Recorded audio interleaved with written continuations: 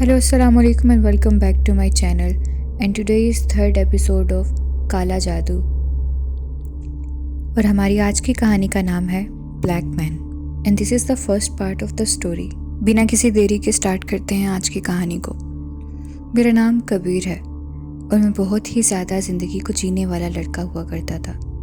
मैं यूनिवर्सिटी का स्टूडेंट था। मैं पढ़ने लिखने का बहुत शौकीन था। पढ़ाई के साथ साथ मुझे क्रिकेट खेलने का भी बहुत शौक हुआ करता था। वो मेरी हॉबी थी। यूनिवर्सिटी में हम 5 से 6 लोगों का ग्रुप था, जिनमें कुछ लड़कियां भी थीं और लड़के भी। ग्रुप में मेरा एक ही दोस्त था। बाकी मैं सबसे बहुत कम बात करता था। मेरा उन सब से बस एक हद तक ही राब्ता रहता था। पढ़ाई के मामले में ही उनसे बात होती थी। लड़कियों से तो मैं बिल्कुल भी बात नहीं करता था। और मेरे ग्रुप में अक्सर इस बात पर मेरा मजाक भी उड़ाते थे कि मैं लड़कियों से बात नहीं करता, यहाँ तक कि किसी से भी दोस्तों के अलावा बात नहीं करता था। मेरा यूनिवर्सिटी में 3rd सेमेस्टर चल रहा था और हमारी क्लास में एक लड़की आती है जिसका नाम रीता था। वो एक अमीर बाप की बिगड़ी हुई औलाद थी। वो हर वक्त अपने पैसे का रोब झाड़ती रहती थी सब पर, क्योंकि उसके अब्बू इलाके के जाने माने वकील थे और वो काफ़ी अमीर थी। हर किसी से बदतमीज़ी से बात करना और दूसरों को जलील करना ये उसके शौक़ थे। मैंने उससे कभी बात नहीं की थी। उसे हमारी क्लास में आए हुए तकरीबन 1 महीना हो गया था।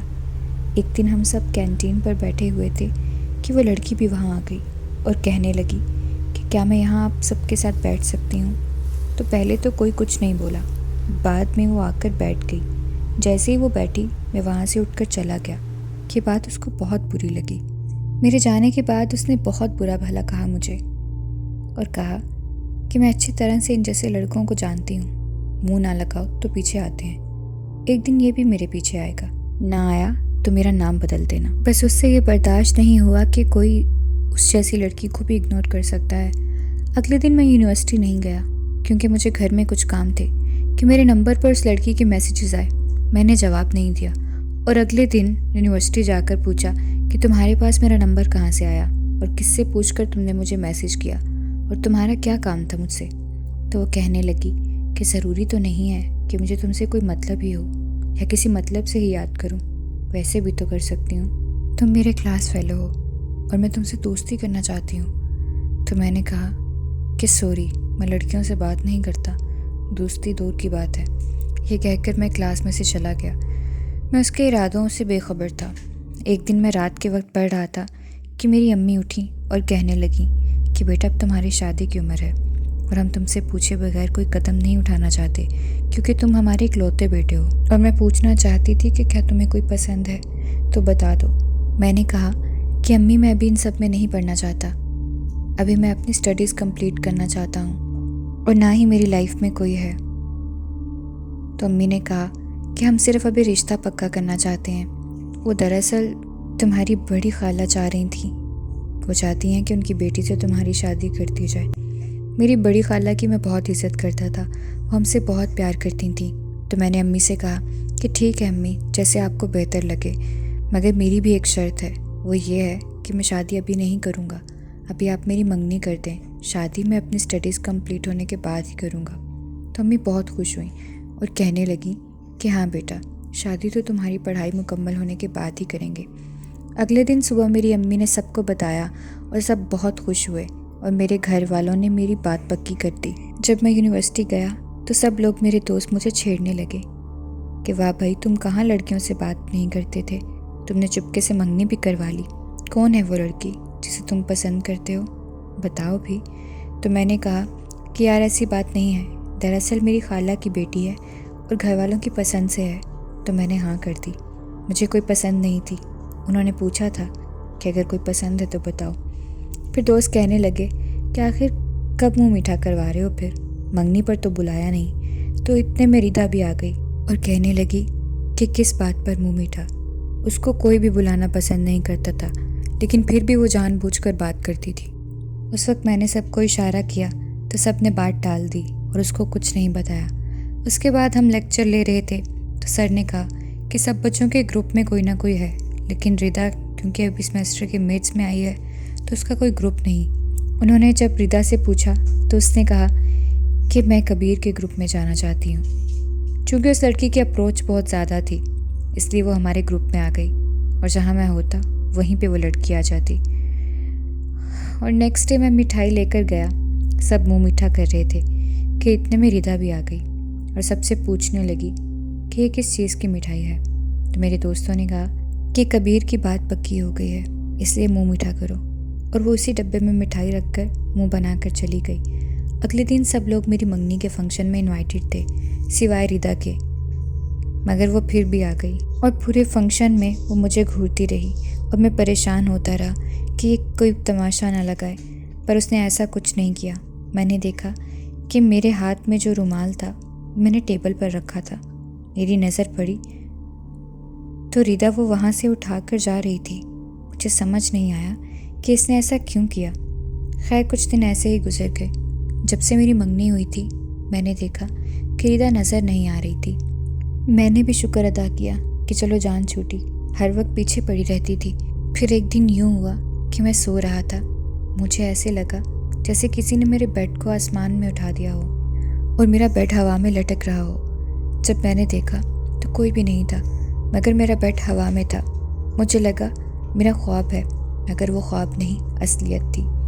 मैंने फिर हिम्मत करके जब बेड से नीचे झांका तो नीचे एक काले कपड़ों में मलबूस काले रंग का एक आदमी खड़ा हुआ था, जिसका रंग बिल्कुल स्याह था।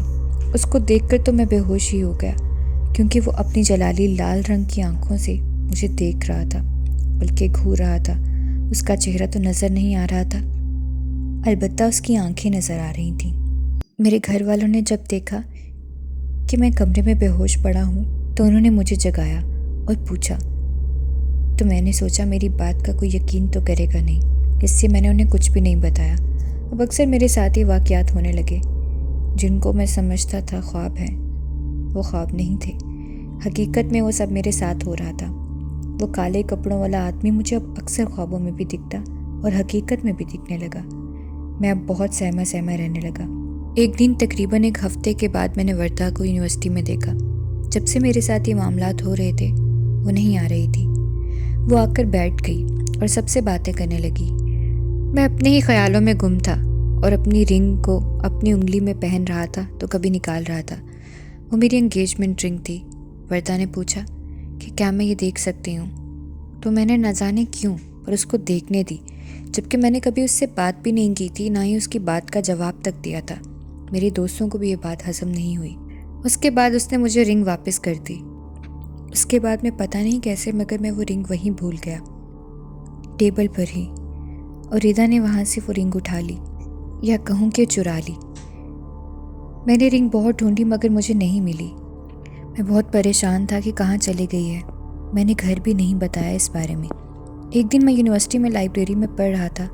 मेरे दोस्त नहीं आए थे उस दिन, मैं अकेला ही था कि रिदा आ गई और कहने लगी कि मुझे तुमसे कुछ बात करनी है। कहने लगी, तुम ये मंगनी तोड़ दो प्लीज़, मैं तुम्हें बहुत पसंद करती हूँ। मैं एकदम उसकी बातों में महव होना शुरू हो गया। मुझे वो अच्छी लग रही थी, लेकिन एकदम जैसे मुझे होश सी आई और मैंने कहा कि मैं तुम्हें पसंद नहीं करता, मेरा रिश्ता हो गया है प्लीज़। तो उसने सबको झूठी बातें लगाई और टीचर्स को भी बताया, मुझे बदनाम किया। मैंने उसके साथ बदतमीज़ी की है, ये सब उसने सबको कहा और मेरे दोस्तों ने भी यकीन कर लिया। उस दिन मैंने ख़ुद को बहुत अकेला महसूस किया, वो भी पहली मर्तबा। मुझे यूनिवर्सिटी से निकाल दिया गया। घर वालों ने बहुत वजह पूछी, लेकिन मुझे तो चुप सी लग गई थी, क्योंकि मेरा तो फ्यूचर ही तबाह हो गया था। मैं अब चिड़चिड़ा रहने लगा। मेरी कज़न जिससे मेरी मंगनी हुई थी वो मेरा हाल पूछने आई। उसको मेरी अम्मी ने बताया कि मैं बहुत बदला सा रहने लगा हूँ, किसी से बात नहीं करता। उनको लगा शायद मेरी मंगेतर ही मुझे इस सब से निकाले, जबकि वो मेरी कज़न भी थी। फिर भी मैंने उससे कभी बात नहीं की। तो जब वो मेरे घर आई और मुझे पता नहीं क्या हो गया था, मैं उससे गुस्से से बात करने लगा और बदतमीज़ी भी की कि जाओ, सब तुम्हारी वजह से हुआ है, ना मेरी तुमसे मंगनी होती ना रिदा ये सब करती। मेरे मुंह से किसी और लड़की का नाम सुनकर वो बहुत परेशान हुई और रोती हुई वहाँ से चली गई। दरअसल मेरी कज़न मुझे पसंद करती थी। उसको लगा कि रिदा मेरी ज़िंदगी में है। उसने घर बताया और घर बहुत बड़ी लड़ाई हुई और मेरी खाला ने रिश्ता भी ख़त्म कर दिया। ये बात जब रिदा को पता चली तो वो बहुत खुश हुई और उसने मुझे फ़ोन किया। आखिर फ़ोन करके रिदा ने कबीर को क्या कहा और कहानी में आगे क्या हुआ, इस कहानी का इख्तिताम देखने के लिए इसके सेकंड पार्ट का इंतज़ार कीजिए, जो कि इंशाल्लाह कल अपलोड होगा। अगर आपको मेरी वीडियोस अच्छी लग रही हैं तो प्लीज़ मेक श्योर कि आप मेरा चैनल सब्सक्राइब करें and hit the bell icon, ताकि आपको मेरी वीडियोस के नोटिफिकेशन टाइम पर मिलते रहें, ताकि आप मेरी कोई भी वीडियो स्किप ना कर सकें। तो मिलते हैं इस कहानी के सेकंड पार्ट में। दुआओं में याद रखिएगा। अल्लाह हाफिज़।